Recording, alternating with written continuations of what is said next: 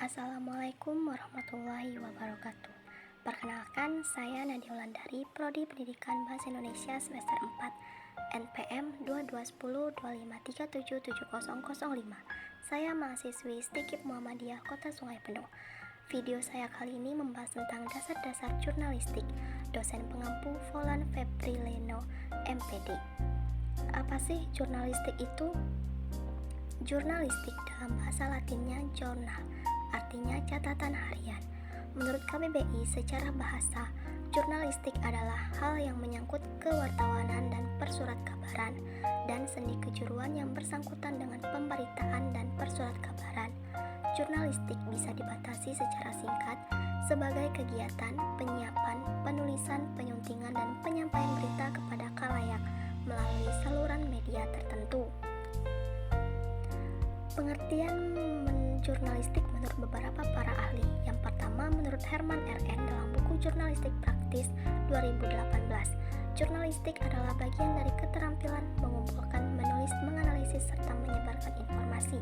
Yang kedua, menurut Adi Negoro dalam buku Hukum Komunikasi Jurnalistik 1984, jurnalistik merupakan semacam kepandaian karang-mengarang yang pokoknya memberi perkabaran kepada masyarakat dengan selekas-lekasnya agar tersiar seluas-luasnya. Yang ketiga, menurut Astrid Susanto dalam bukunya yang berjudul Komunikasi Massa 1986, jurnalistik termasuk dalam kegiatan pencatatan, pelaporan, serta penyebaran tentang kegiatan sehari-hari. Jadi dapat disimpulkan dari penjelasan tersebut bahwa jurnalistik adalah pengumpulan bahan berita, pelaporan peristiwa, penulisan berita, penyuntingan naskah berita, dan penyajian atau penyebarluasan berita melalui media. Jurnalistik sering juga disebut sebagai jurnalisme. Di samping itu, dikenal pula dengan istilah pers. Ruang lingkup jurnalistik. Yang pertama ada berita, berupa penyajian kumpulan informasi atau laporan mengenai suatu peristiwa terbaru dan pelaporan fakta yang aktual, menarik perhatian dan dinilai penting atau luar biasa. Lalu berita dibagi menjadi dua bagian. A. Berita langsung terdiri atas berita fakta, laporan pandangan mata, serta laporan kejadian.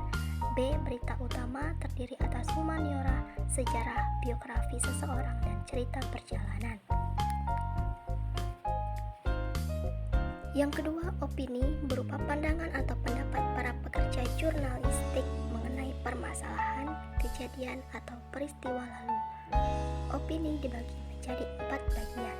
A. Tajuk rencana adalah opini berisikan pendapat atau sikap resmi suatu media sebagai institusi penerbitan terhadap permasalahan aktual, fenomena atau kontroversial yang sedang berkembang di masyarakat.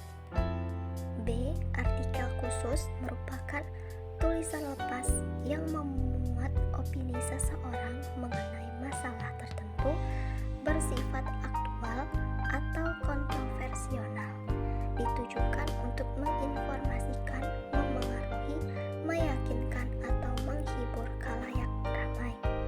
C. Kolom adalah opini singkat seseorang yang lebih menekankan pada aspek pengamatan dan pemaknaan suatu persoalan atau keadaan yang terjadi di masyarakat.